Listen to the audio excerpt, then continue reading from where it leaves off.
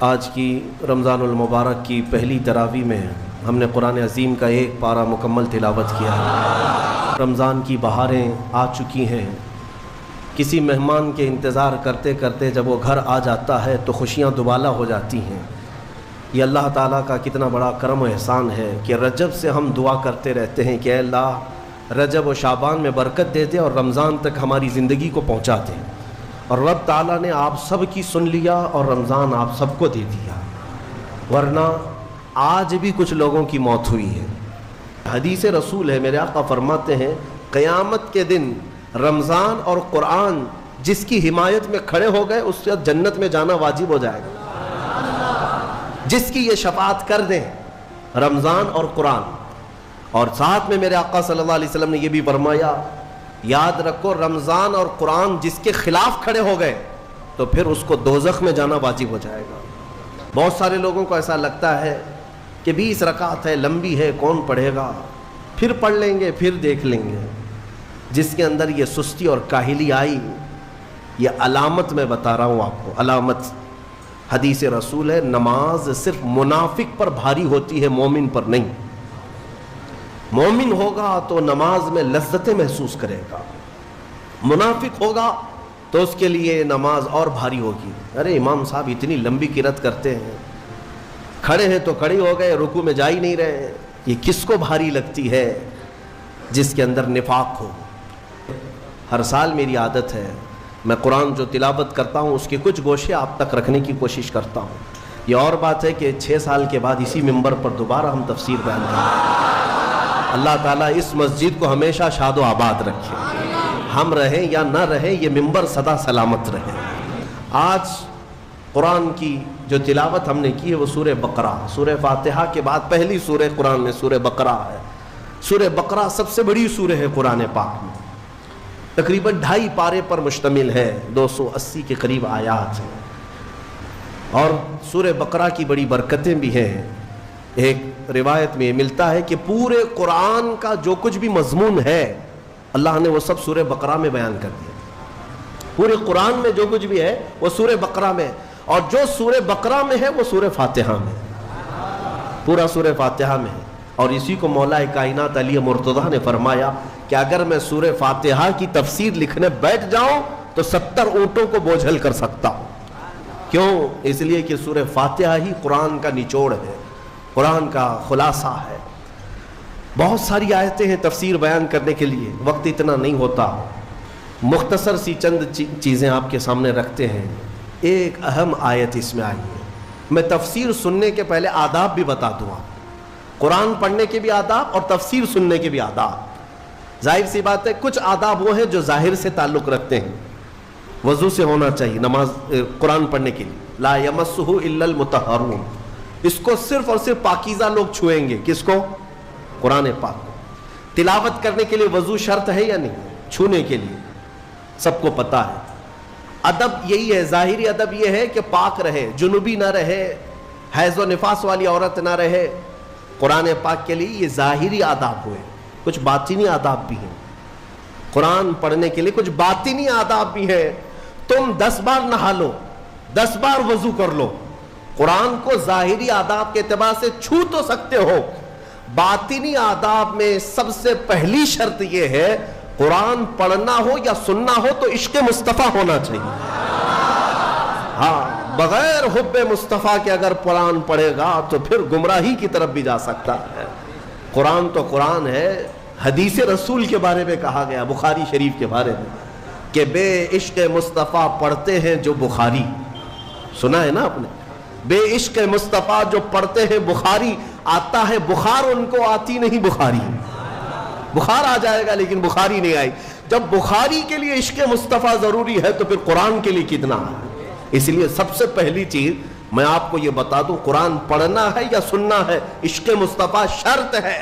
سنا ہوگا نا آپ نے، لقد جاءکم من اللہ نور، قد جاءکم من اللہ نور و کتاب مبین، مشہور آیت ہے۔ اللہ فرماتا ہے بے شک اللہ کی طرف سے ایک روشن کتاب، قد جاءکم من اللہ نور و کتاب مبین، بے شک اللہ کی طرف سے ایک نور آیا اور ایک روشن کتاب۔ ایک نور آیا اور ایک روشن کتاب. توجہ چاہتا ہوں, کیا چیزیں آئی اللہ کی طرف سے؟ ایک نور آیا اور ایک روشن کتاب. نور کون ہے سنیوں کو سمجھانے کی ضرورت نہیں. دوسرے لوگ تعویل کرتے ہیں نور سے مراد وہ ہے, نور سے مراد یہ ہے.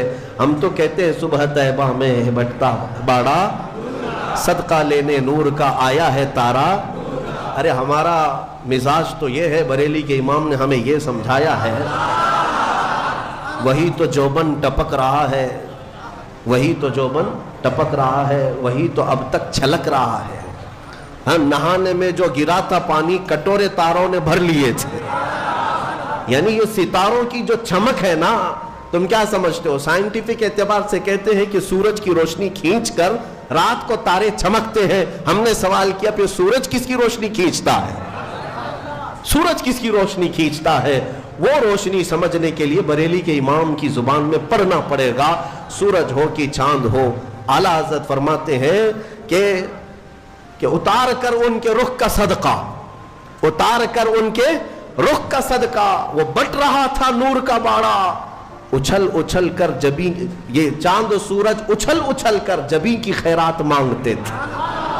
معراج کی شب میں چاند سورج اچھل اچھل کر جبیں کی خیرات مانگتے تھے کہ اللہ یہ تیرے حبیب کا جو اترن ہے نہانے میں جو گرا ہے اور پیشانی مبارکہ سے جو پانی ٹپکا ہے, چاند کہتا ہے وہ میری جھولی میں دے دیا جائے اور سورج کہتا ہے میری جھولی میں دے دیا جائے. جو بات میں عرض کر رہا ہوں وہ یہ ہے کہ قرآن میں اللہ نے کیا فرمایا؟ بے شک اللہ کی طرف سے تمہارے پاس کیا آیا؟ ایک نور آیا اور دوسرے روشن کتاب. جس کو ہم نے آج پڑھا وہ روشن کتاب. تراویح میں جو پڑھا وہ کون سی کتاب ہے؟ روشن کتاب. اور روشن ہی ہے حقیقت میں, جو پڑھتا ہے وہ بھی روشن ہوتا. روشن کتاب آئی اور ایک نور آیا. دونوں کا کیا کمبینیشن ہے؟ دونوں کا کیا تعلق ہے؟ پتہ یہ چلا لائٹ سب بند کر دیں اور کتاب کھولیں, کیا پڑھ پاؤ گے؟ پڑھ پاؤ گے؟ ساری لائٹ میں بند کرتا ہوں اور تمہارے سامنے کتاب رکھتا ہوں, پڑھو, کچھ نہیں پڑھ پاؤ گے. ادھر سے ادھر انگلیاں پھیر سکتے ہو, پڑھنے کے لیے روشنی ہونا یہ ضروری ہے. بغیر روشنی کے کتاب نہیں پڑھی جا سکتی. اسی لیے آیت میں اللہ نے فرمایا بے شک اللہ کی طرف سے پہلے کیا آیا؟ نور آیا, پھر کیا آئی؟ روشن کتاب. اب اس روشن کتاب کے لیے یہ کرنٹ والی لائٹ نہیں, نور مصطفیٰ کی روشنی ضروری ہے. جب نور مصطفیٰ میں پڑھو گے تو اس کتاب سے ہدایت بھی پاؤ گے. الحمدللہ اہل سنت و جماعت کے حصے میں وہ ہدایت آئی کہ ہم عشق مصطفیٰ کی زبان میں قرآن پڑھتے ہیں. کچھ لوگوں کو قرآن سے ایسی ایسی چیزیں نکالنے کی عادت ہے کہ کہیں حضور کی شان میں کچھ کمی نظر آ جائے کہ حضور پاک صلی اللہ علیہ وسلم کو یہ نہیں تھا وہ نہیں تھا, ان کو وہی چیزیں ملتی ہیں. حالانکہ قرآن کا مفہوم وہ نہیں ہے, سمجھ کا ان کے قصور ہے. عربی سے نابلد ہے, ناآشنا ہے, کچھ بھی اٹکل پچھو مار کے ترجمے میں گمراہ ہو جاتے ہیں. لیکن قرآن نے آداب سکھائے. توجہ چاہتا ہوں, آج ہم نے ایک آیت پڑھی ہے سورہ بقرہ میں. اللہ تعالیٰ فرماتا ہے یا ایھا الذین آمنوا لا تقولوا راعنا وقولوا انظرنا واسمعوا وللکافرین عذاب الیم. اے ایمان والو راعنا مت کہو, راعنا مت کہو. کیا مطلب ہے اس کا؟ تھوڑا سا عربی میں سمجھا دوں. ہوتا یہ تھا کہ رسول پاک صلی اللہ علیہ وسلم جب مجلس میں صحابہ کو درس دیتے, کوئی بات اگر کسی صحابی کو سمجھ میں نہ آتی تو وہ یوں کہتے راعنا یا رسول اللہ. آپ کہتے نا پارڈن می, پارڈن می. ایک ٹیچر کو کہا جاتا ہے کہ دوبارہ ارشاد, دوبارہ ارشاد. کیوں؟ کہ آپ دوبارہ بیان فرمائیں تاکہ میں اور سمجھ سکوں. تو صحابہ کیا کہتے تھے؟ راعنا یا رسول اللہ, اے اللہ اے رسول اللہ ہماری رعایت کر دیجئے تھوڑی سی, یعنی ہم جلد نہیں سمجھ پائے اور ایک بار بیان کر دیجئے. لیکن اسی زمانے میں راعنا صحابہ کس نیت سے کہتے تھے؟ اے اللہ کے رسول ہماری رعایت کیجیے. اسی زمانے میں یہودیوں کی زبان میں راعنا کا ترجمہ غلط تھا. راعنا کا مطلب ہوتا تھا ہمارا چرواہا, ہمارا چرواہا. تو ہوتا یہ تھا کہ صحابہ کہتے تھے راعنا یا رسول اللہ ہماری رعایت کر دیجئے اے اللہ کے رسول. یہودی جو سنتے تھے تو مذاق اڑاتے تھے. دیکھو مسلمانوں کو اپنے ہی نبی کو اپنا چرواہا کہتے ہیں, اپنے ہی نبی کو اپنا چرواہا کہتے ہیں. وہ ٹھٹا مار کر کے ہنستے تھے، مذاق اڑاتے تھے. لیکن مجھے بتاؤ میرے عزیزو، کسی صحابی کے دل میں یہ نیت تھی؟ ان کے خواب و خیال میں بھی یہ گمان نہیں کہ ہم حضور کے بارے میں ایسا سوچیں، لیکن وہ اپنی زبان میں کہہ رہے تھے. لیکن دیکھیں قانون خداوندی کو، اللہ نے اس لفظ کو بھی منع کر دیا جس کا معنی کسی بھی زبان میں الگ آ سکتا ہو، وہ جملہ میرے نبی کی شان میں بولا ہی نہ جائے، بولا ہی نہ جائے. اور عام لوگوں کو نہیں، امت میں اگر سب سے اچھے لوگ کوئی تھے تو رسول کے صحابہ تھے. ان کو اللہ نے تنبیہ کرتے ہوئے فرمایا اے ایمان والو، آج کے بعد سے راعینا نہ کہو. جب اگر دوبارہ کہنے کی بات آئے حضور کی بارگاہ میں تو کیا کہو؟ اللہ نے وہ بھی سکھایا، کہو وقول انظرنا، یوں کہو نظر کرم فرمائی. اللہ نظر کرم فرمائیے. ایسا لفظ استعمال کرو نبی کی بارگاہ میں جس کا کوئی بھی کوڑھی دوسرا ترجمہ کر بھی نہ سکے. کوئی بھی دل کے کوڑ والا مریض جو گستاخ ہے، بغض رکھتا ہے، عداوت رکھتا ہے، وہ ایسا تصور بھی نہ لا سکے. عزیزان گرامی، صحابہ کو جب یہ تنبیہ کر دی گئی تھی، اب ہمارا اور تمہارا حال کیا ہے؟ بعض ایسے لوگ ہیں جو نبی پاک صلی اللہ تعالی علیہ وسلم کے لیے،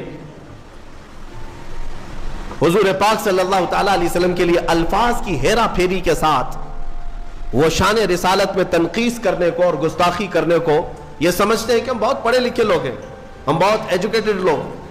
صحابہ کو جب یہ تنبیہ کر دی گئی کہ آپ راعینا نہیں کہیں گے آج کے بعد، اور اتنا ہی نہیں بلکہ آگے یہ بھی تنبیہ کر دیا رب تعالیٰ نے وَقُولُوا انظُرْنَا وَاسْمَعُوا. یہ کہنے کی ضرورت بھی کیوں آئے گی؟ غور سے سنا کرو.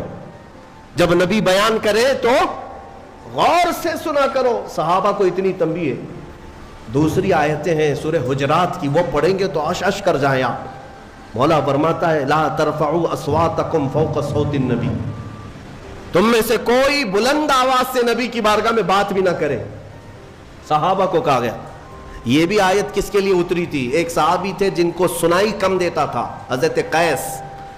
کم سنائی جس کو دیتا ہے نا وہ بلند آواز سے بات کرتا ہے. تجربہ معلوم ہوگا آپ کو، جس کو کم سنائی دیتا ہے وہ اونچا بولتا ہے. اس صحابی کی عادت تھی، وہ زور سے کہتے تھے یا رسول اللہ آپ نے کیا کہا؟ مولا کو یہ بھی پسند نہیں تھا. عتاب نازل فرمایا کہ اگر تم نے بلند آواز سے بات کی میرے نبی کے دربار میں، جتنے اعمال تھے اب تک کے سب ضائع ہو گئے، سب ختم ہو گئے. ان تحبط اعمالکم وانتم لا تشعرون. تمہیں گمان بھی نہیں ہوگا، تمہیں پتہ بھی نہیں چلے گا، سارے اعمال ضائع کر دیے جائیں گے. بارگاہ رسول کے آداب بھی قرآن میں آئے. صحابہ جب گھر پر جائیں رسول کے، کیا کریں؟ وہ اللہ کے رسول کے گھر کے باہر جانا ہو، دستک دیں، پکاریں، کیا کریں؟ اللہ تعالیٰ فرماتا ہے ان الذین ینادونک من وراء الحجرات اکثرهم لا یعقلون. اللہ رب فرماتا ہے وہ لوگ بے شک جو نبی کے حجرے کے باہر کھڑے ہو کر کے نبی کو پکارتے ہیں، ان میں سے اکثر لوگ عقل والے نہیں ہیں. جو پکارتے ہیں اس میں اکثر لوگ عقل والے نہیں ہیں. ارے اندر والے کو بلانے کے لیے کیا کہنا پڑے گا؟ کیا کہنا پڑے گا؟ پکارنا تو یہ ہے. لیکن مولا فرما رہا ہے وہ عقل والے لوگ نہیں ہیں جو حجرے کے باہر کھڑے ہو کر کے حضور کو پکار رہے ہیں. تو پھر کیا ہے؟ قرآن سکھاتا ہے وَلَوْ أَنَّهُمْ صَبَرُوا حَتَّى تَخْرُجَ إِلَيْهِمْ لَكَانَ خَيْرًا لَهُمْ. رب فرماتا ہے ادب یہ ہے لوگوں کو چاہیے کہ وہ دروازے کے باہر جا کر خاموش کھڑے رہے، میرا رسول خود باہر ہے. ارے نادانوں پوچھو، رسول دروازے بند اندر بیٹھ کر باہر کون کھڑا ہے کیسے جانتے ہیں؟ یہی عقیدہ بریلی کے امام نے ہمیں دیا. اور کوئی غیب کیا تم سے نہاں ہو بھلا، جب نہ خدا ہی چھپا. رسول پاک کو خبر تو ہے کہ دروازے کے باہر کون کھڑا ہے، اسی لیے قرآن کہہ رہا ہے جاؤ تو ہاتھ باندھ کر کھڑے رہو، بس میرا رسول خود ہی باہر آئے گا. ہم یہاں سے پکارے وہ وہاں سے سنے، مصطفیٰ کی سماعت پہ دور و نزدیک کے سننے والے وہ کان، کانے لالے کرامت پہ.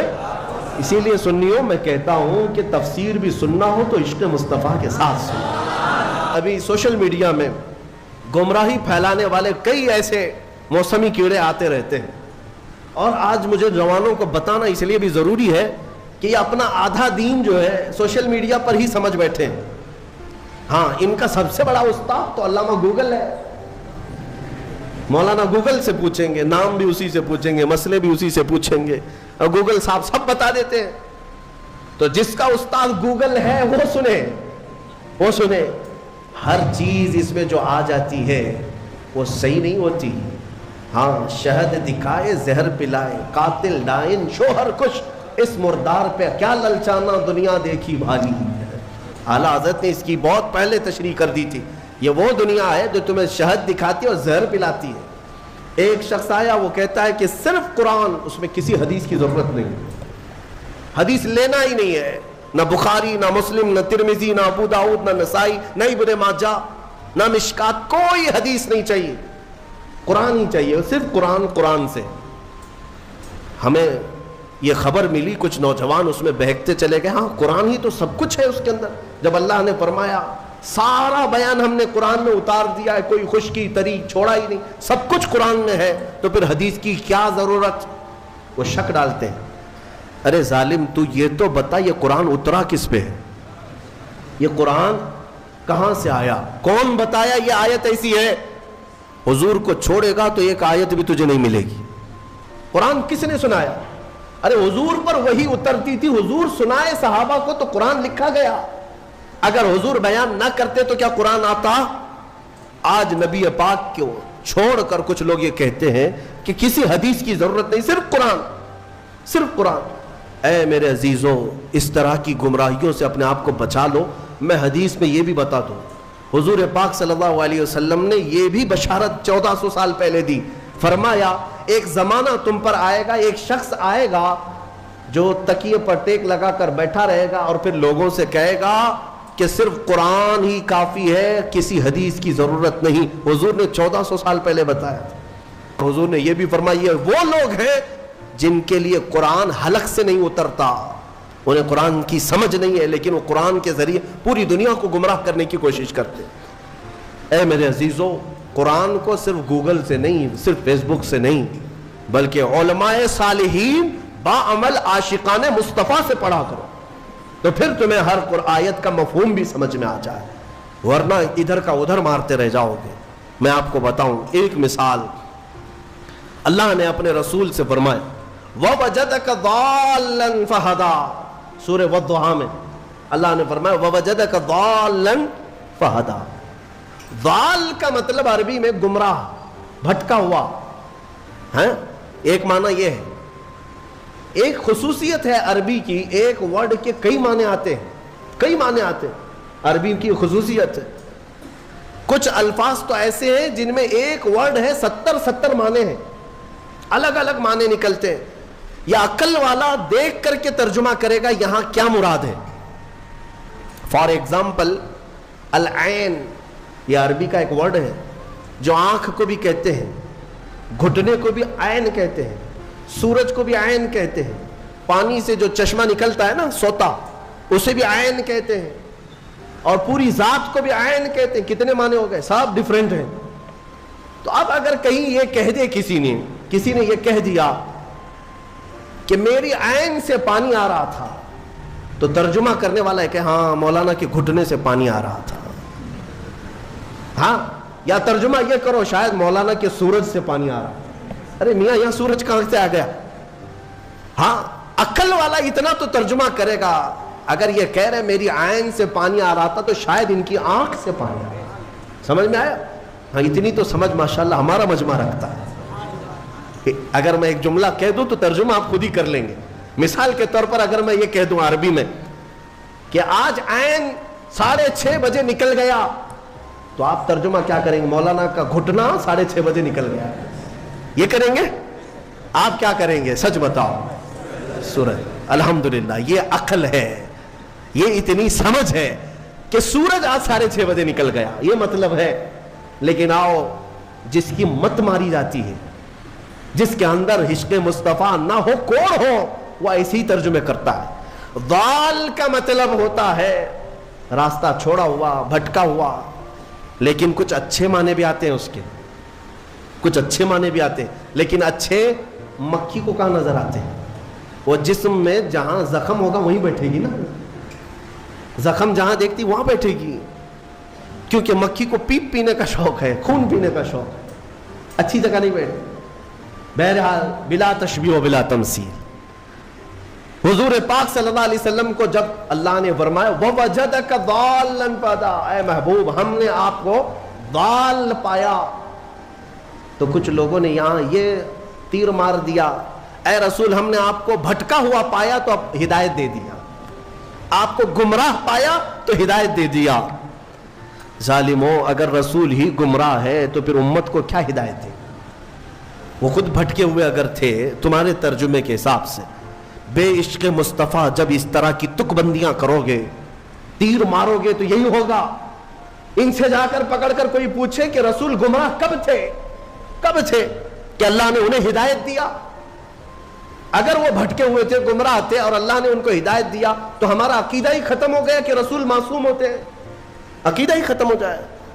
اسی لیے پھر ایسے جملوں کو سمجھنے کے لیے عشق کے امام کے دربار میں جانا ہو، جو حضور کی محبت بھی رکھتا ہو، اور وہ بریلی کے امام کی بارگاہ میں جب ہم پہنچتے ہیں، پوچھتے ہیں وَوَجَدَكَ ضَالًّا فَهَدَىٰ کا کیا مطلب نکلتا ہے، تو وہ عشق میں ڈوبی ہوئی زبان سے کہتا ہے اے محبوب ہم نے آپ کو اپنی محبت میں خود رفتہ پایا تو اپنی طرف راستہ دے دیا۔ کیا ترجمہ ہے؟ خود رفتہ کا مطلب کیا ہوا؟ محبوب کو ڈھونڈنے کے لیے کبھی کوئی ادھر جا رہا ہے کبھی ادھر جا رہا ہے، اس کو بھٹکا ہوا نہیں کہتے، اپنے محبوب کو تلاش میں سرگرداں ہے۔ ترجمہ کا حق بھی ادا کیا اور بارگاہ رسول کا ادب بھی محفوظ ہے۔ اس لیے میں کہتا ہوں کہ پہلے نور کی ضرورت ہے پھر روشن کتاب، اگر نور نہ ہو تو روشن کتاب نہیں نظر آئے گی۔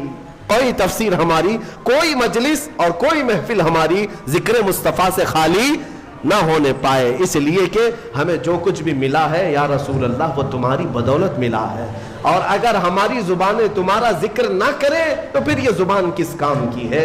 دہن میں زبان تمہارے لیے، بدن میں ہے جہاں تمہارے لیے، یا رسول اللہ ہم آئے یہاں تمہارے لیے، اٹھے بھی وہاں، جب ہم انہی کے لیے آئے ہیں تو پھر کیوں نہ ان کا ذکر کریں۔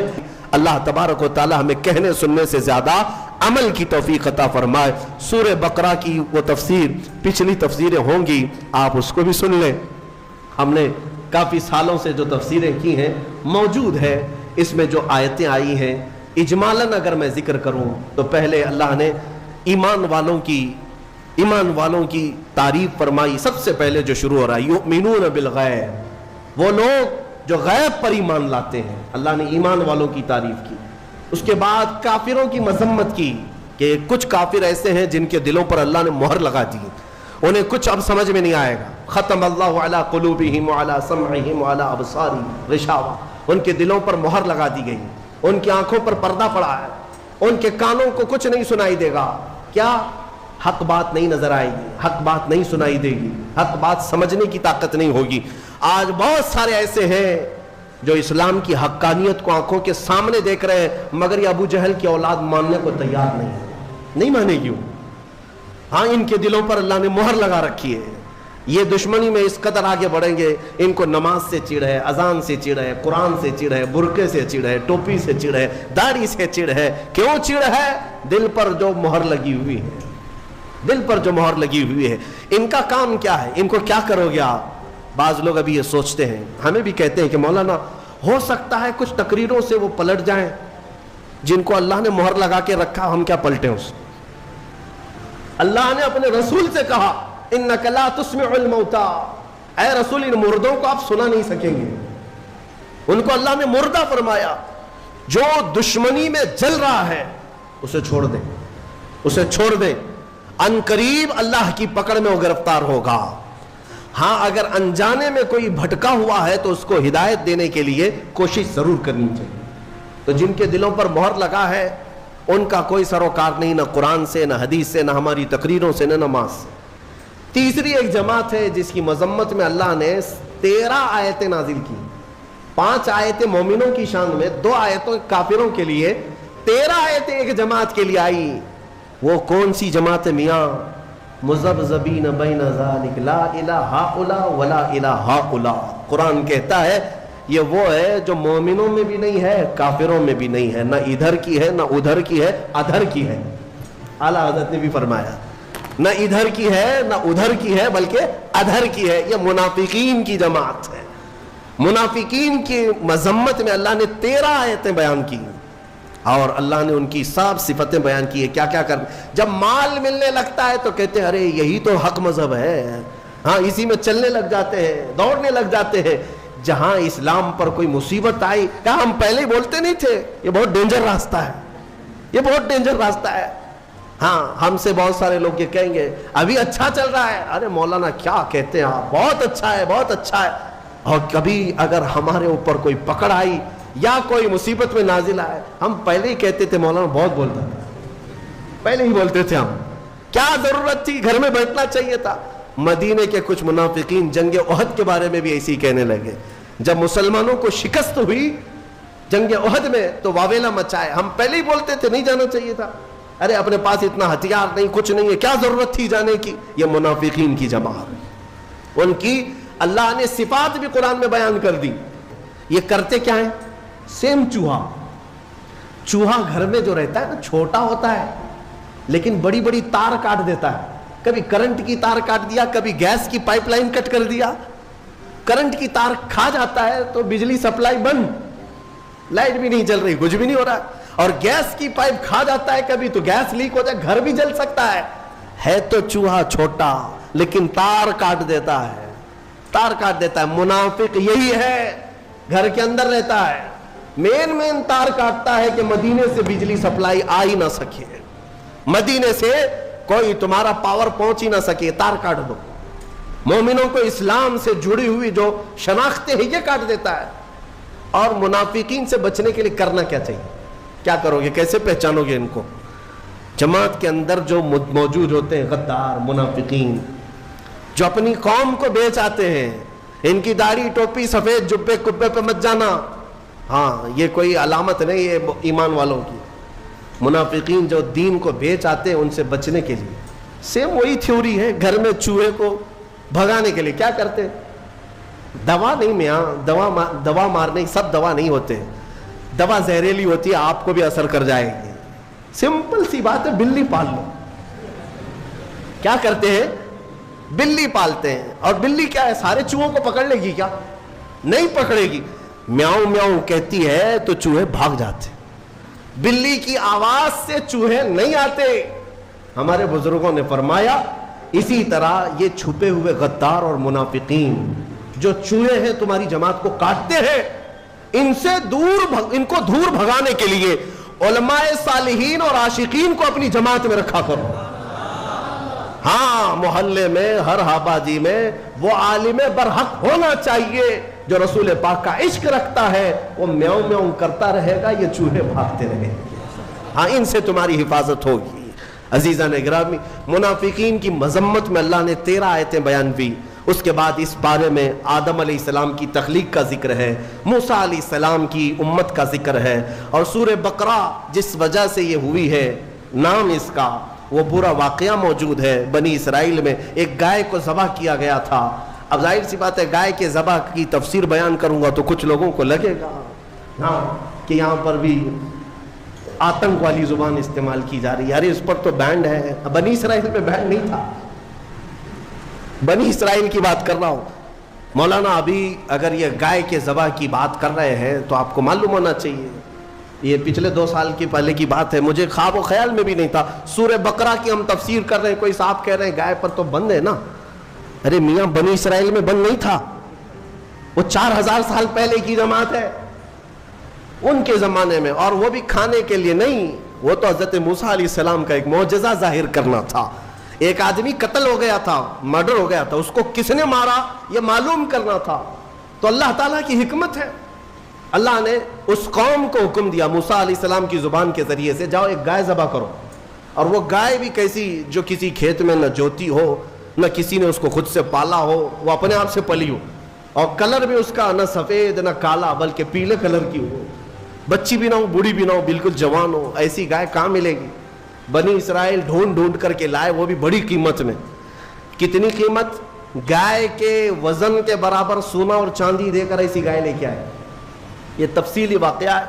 اس گائے کو ذبح کر کے اس کی دم لے کر وہ مرے ہوئے آدمی کو مارا گیا, وہ زندہ ہو گیا اور اس نے بتایا مجھے کس نے قتل کیا, میرے چچیرے بھائی نے مجھے مارا مال کی لالچ میں, اور وہ زندہ ہوا, بتایا اپنے قاتل کو اور پھر مر گیا. بس اتنا کام تھا. یہ جو پورا واقعہ ہوا ہے اسی کا ذکر اس پارے میں آیا, جس کی وجہ سے اس سورے کا نام سورہ بقرہ رکھا گیا ہے. سورہ بقرہ, بکرا نہیں, بکرا جو ہے یہ مینڈے دمبے کو کہتے ہیں, بقرہ ہے, بقرہ گائے کو کہتے ہیں. اللہ تبارک و تعالیٰ اس سورے کی برکتیں ہم سب کو عطا فرمائے, قرآن کو صحیح سمجھ کر پڑھنے کی توفیق عطا فرمائے, تلاوت کے آداب, تفسیر کے آداب ملحوظ رکھنے کی ہمیں توفیق عطا فرمائے. مولا اس رمضان کو ہم سب کے لیے برکتوں اور رحمتوں والا بنا دے, ہماری بخشش اور مغفرت کا سبب بنا دے. وآخر دعوانا ان الحمد للہ رب العالمین.